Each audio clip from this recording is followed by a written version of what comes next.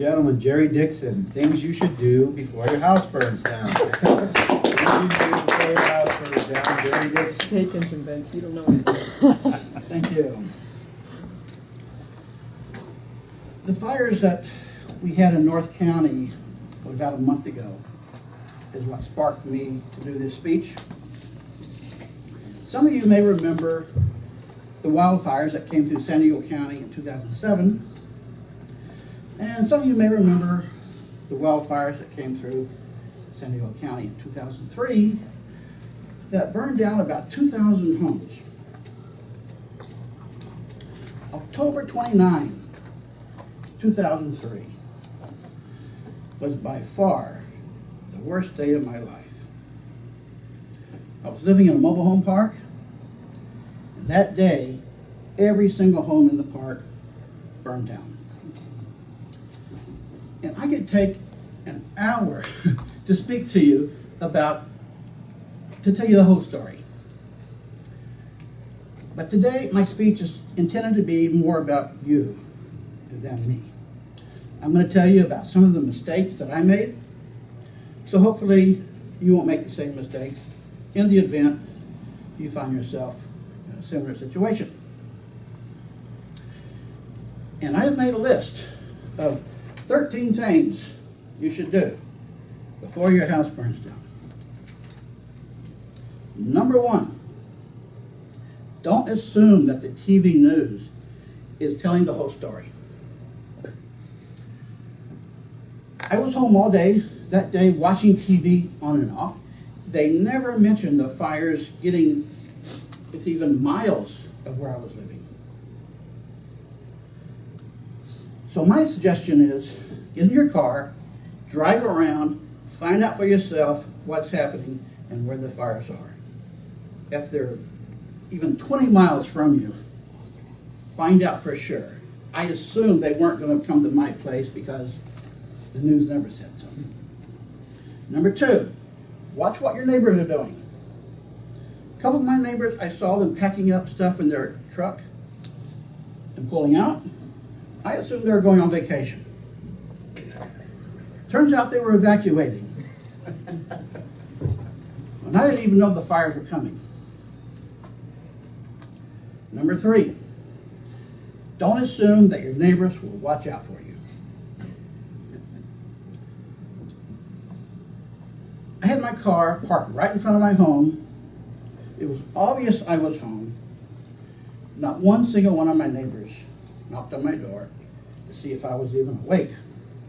And this is in a mobile home park where the homes are literally 12 feet apart. And some of these people were my personal friends. But in some situations, I guess it's just every man for himself. Number four, get one of these headband flashlights like the miners use. And make sure you got fresh batteries. It was total darkness. I was scrambling around my house with a dim flashlight trying to find things. So get one of those headband flashlights. Don't put it in the bottom of your drawer. Put it by the front door. Hang it up on the wall if you can. And if there's fires anywhere in the county, check the batteries. Number five, make a list of the most important things to grab first when evacuating. When it happened to me, it was after dark. It was pitch black in my home. And I'm scrambling around trying to find things, trying to decide what should I take and what should I leave. I can't fit much in my little car. You can find yourself in a panic. And at that time, your brain isn't thinking clearly.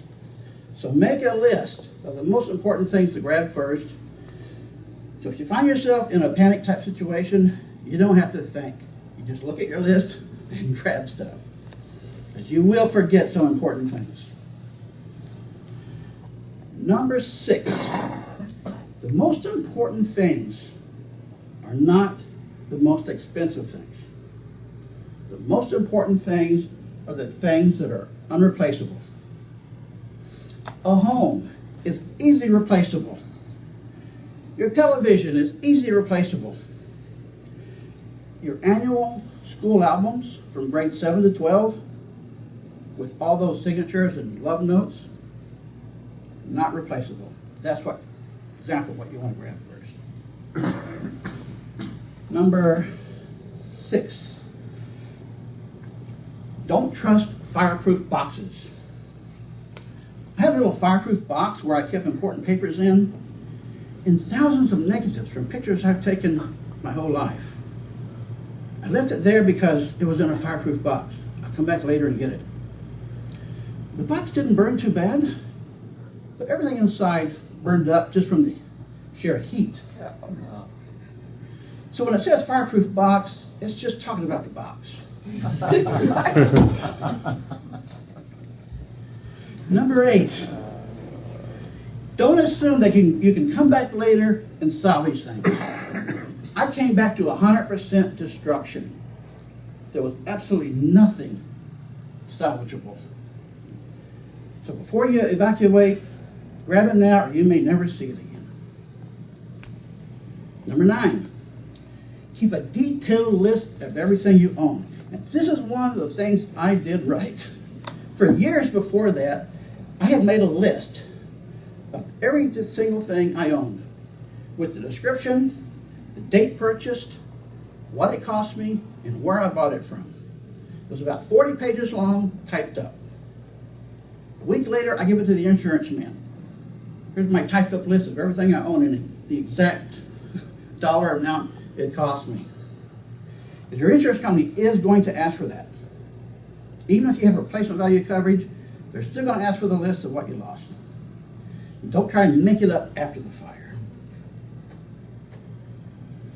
Number 10, have the maximum insurance coverage enough to replace everything you need to replace. If your home would cost you $300,000 to replace, you got $200,000 insurance, guess what? You got to come up with $100,000 to buy a new home. Number 11, understand how replacement value coverage works. This is something that threw a lot of people for a loop. With replacement value coverage, first they pay you for the depreciated value of your home and everything in it that you lost.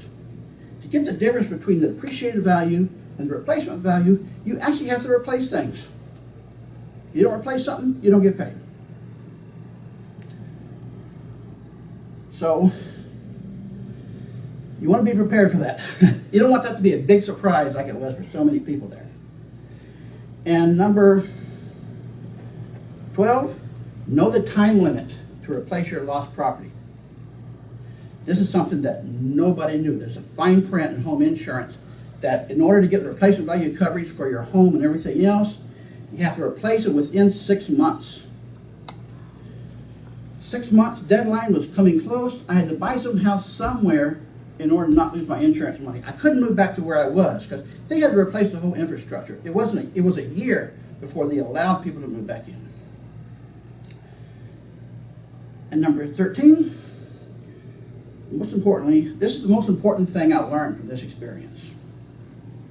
If you have anything that you are not willing to lose, keep it in a safe place, absolutely safe place, or keep a duplicate somewhere else. Because insurance companies are fine, but insurance companies can only give you money. They can't give you your stuff back. And that's what I wanted. I wanted my stuff back.